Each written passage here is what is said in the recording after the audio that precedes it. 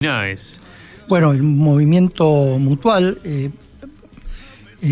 recuerdo una cosa a nuestra audiencia, el movimiento mutual es un movimiento de entidades de base, territoriales, extendido por todo el país, más de 3.500 entidades y 10 millones de asociados y asociadas en el país, que se agrupan en federaciones normalmente regionales, también puede ser específicas de algún tipo de actividad, como la mía, la militar, ¿no?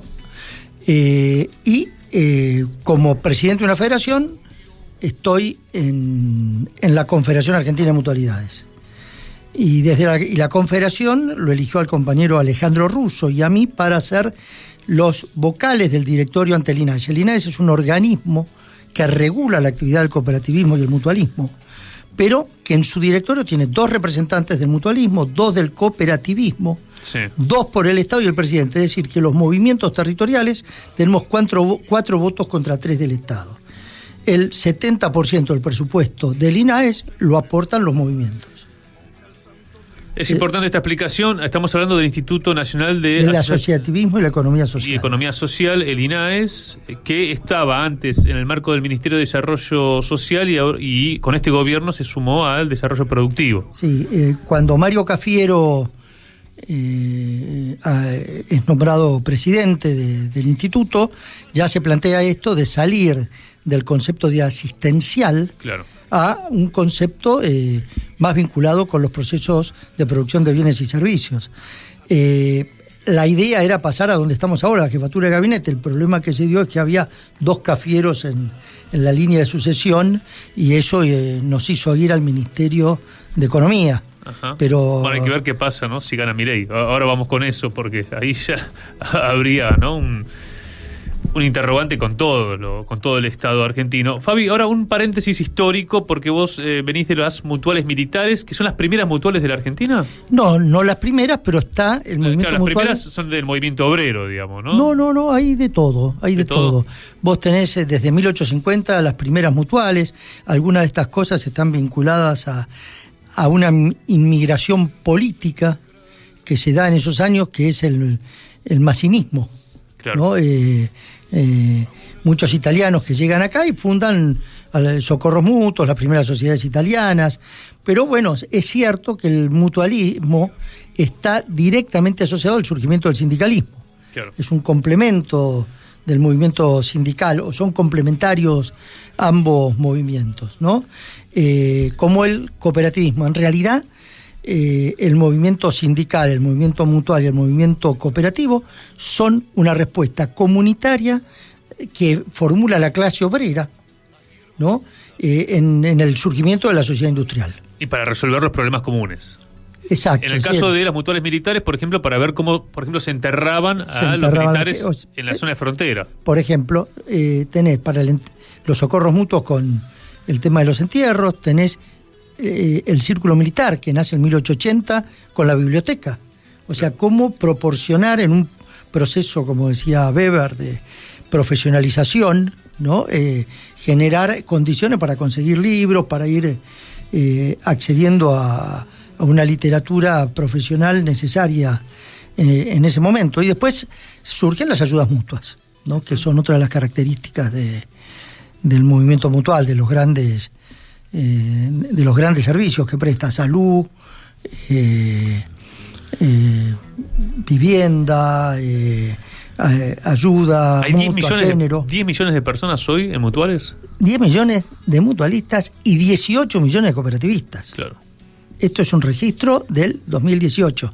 Con esto quiero decir, hay una Argentina invisibilizada, porque el modelo económico que te proponen es la sociedad anónima como organizador de las relaciones sociales, pero hay una Argentina que viene formulando otro modelo y que no lo expresa nadie políticamente.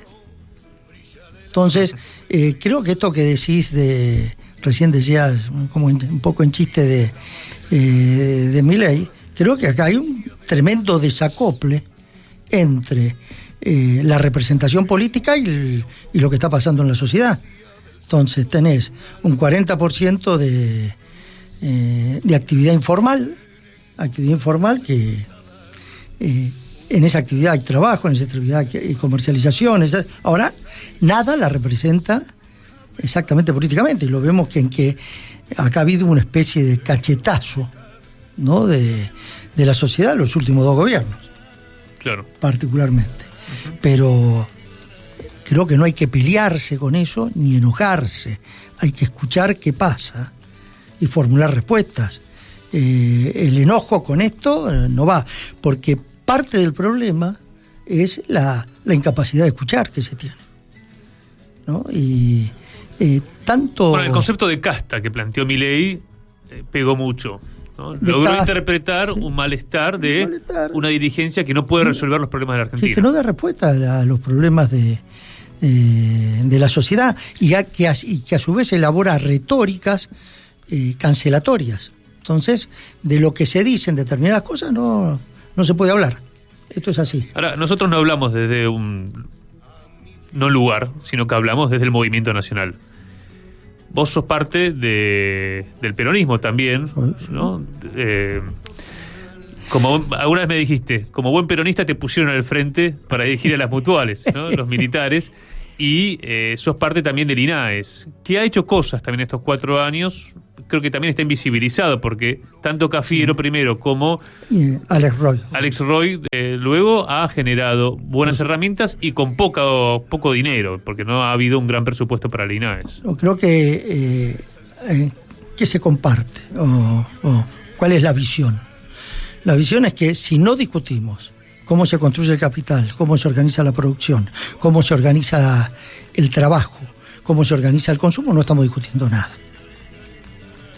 Si no discutimos que el mercado no es una entelequia autónoma a su libre albedrío en la sociedad, sino que es parte de un hecho social integral y que como tal debe servir al conjunto de la sociedad. Esto es una discusión que ya había sido, de nuevo, cancelada en los 50, pero las batallas culturales son eso, batallas, no una guerra. Entonces se gana una batalla cultural, dura 30, 40 años, pero vuelven a la carga y volvemos a tener que estar peleando con conceptos que Hobsbawm, cuando está haciendo la introducción al libro Siglo XXI, dice, no, es increíble tener que volver a discutir cosas que habíamos enterrado en la crisis del 30, y sin embargo fueron replanteadas y absolutamente colocadas en el tablero como la solución desde el fin de la globalización, pero ya venía antes de los 70, de esta idea de un mercado autónomo, integrado, de carácter global. Claro. Y hoy estamos en la crisis de la segunda globalización. Entonces, la primera fue en el siglo XIX y terminó en la Primera Guerra Mundial. A diferencia de la crisis de la primera globalización, ahí surgieron 3 alternativas. El comunismo en el 17, los fascismos y el estado de bienestar. Las 3 coinciden en que es el Estado el elemento esencial para regular el mercado. Las 3. Esta disputa se dirimió en la Segunda Guerra Mundial y en la Guerra Fría. A esta crisis de la globalización todavía no hay alternativa. Siguiendo con tu línea de tiempo, es derrotado el fascismo en términos... En la Segunda Guerra Mundial y queda la disputa... En el 89-90 es derrotada...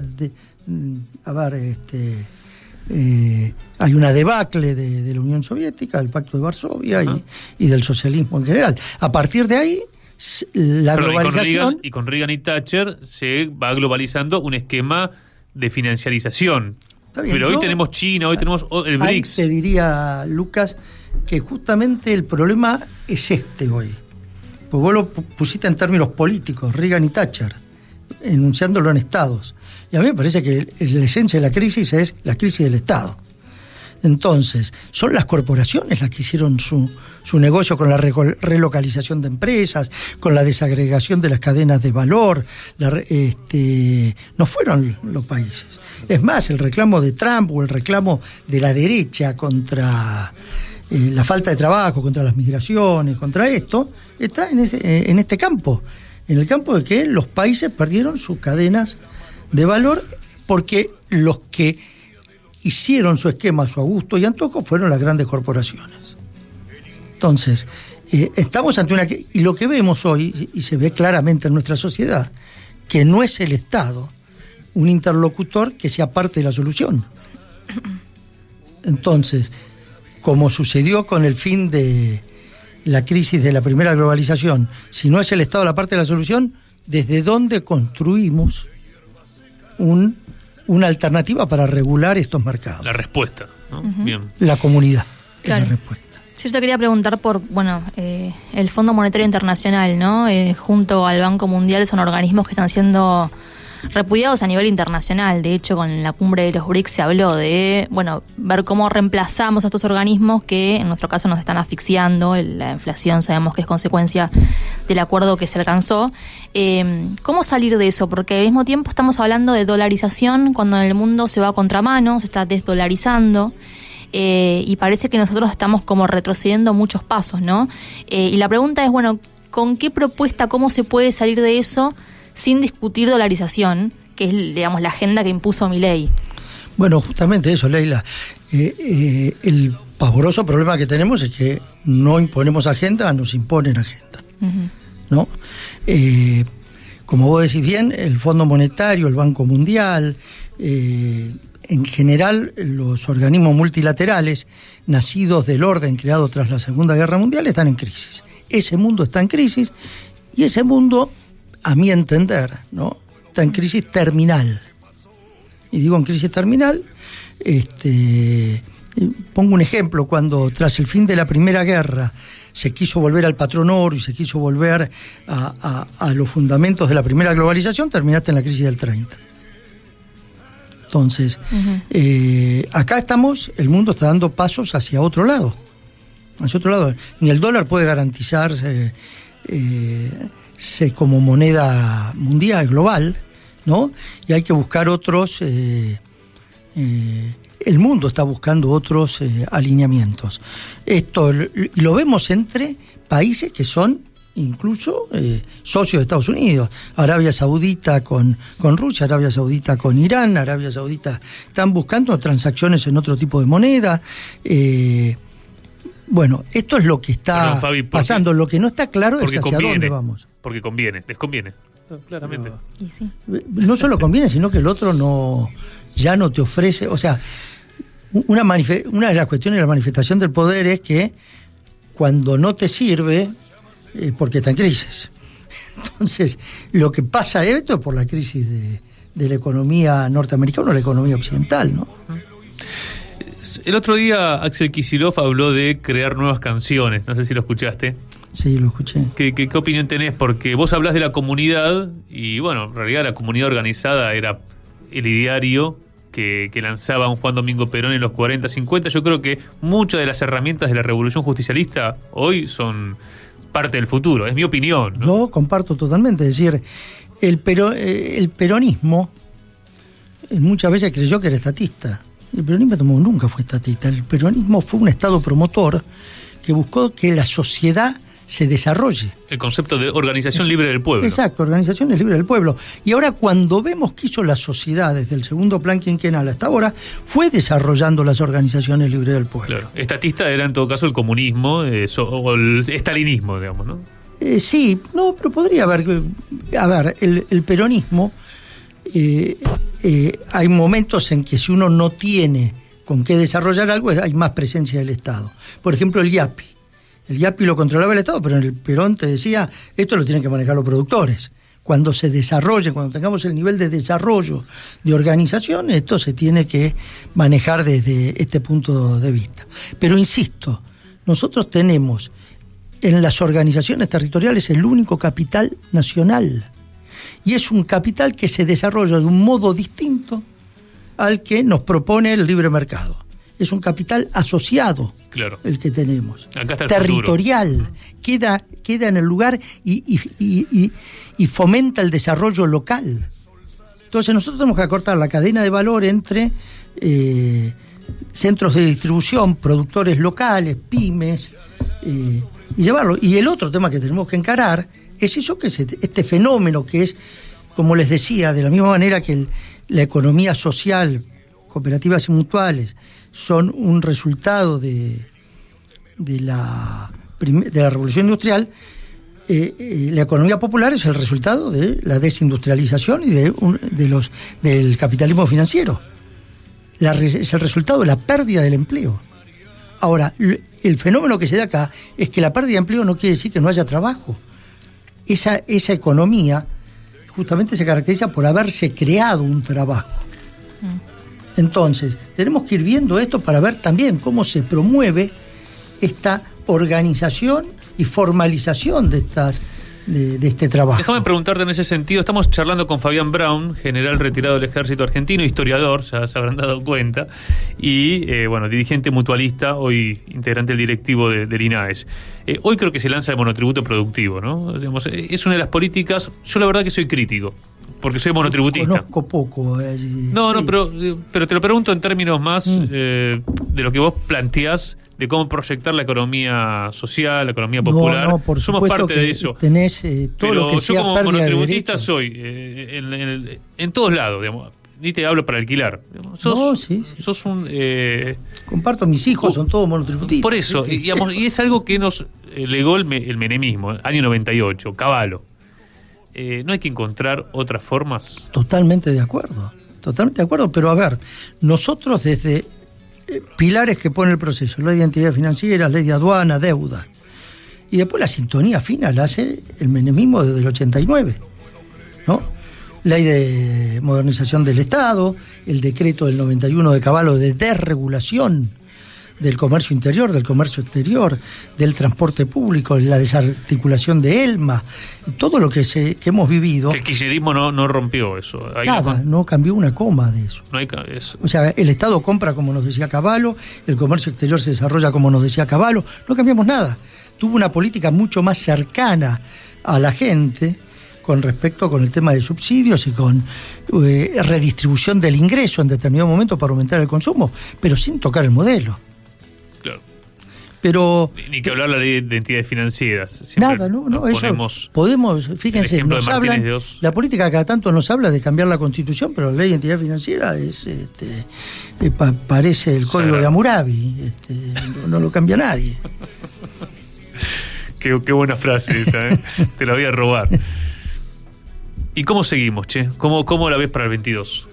Bueno, porque estamos hablando también de todas unas discusiones que el Movimiento Nacional, creo yo, lo puede dar de un modo si Massa es presidente y de otro modo si Milei llega a la presidencia. Está bien. Yo, más allá de el resultado electoral, sí, nos debemos, insisto, escuchar, acercarnos y expresar el territorio y ver qué hay. Acá hay 3 entidades centrales que pueden ser parte de un sujeto social o de un protagonista social del siglo XXI que tenga como objetivo democratizar los procesos productivos y financieros.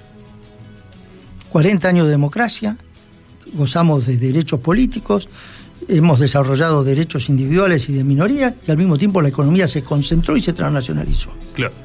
Tenemos que ir por la democratización de la economía.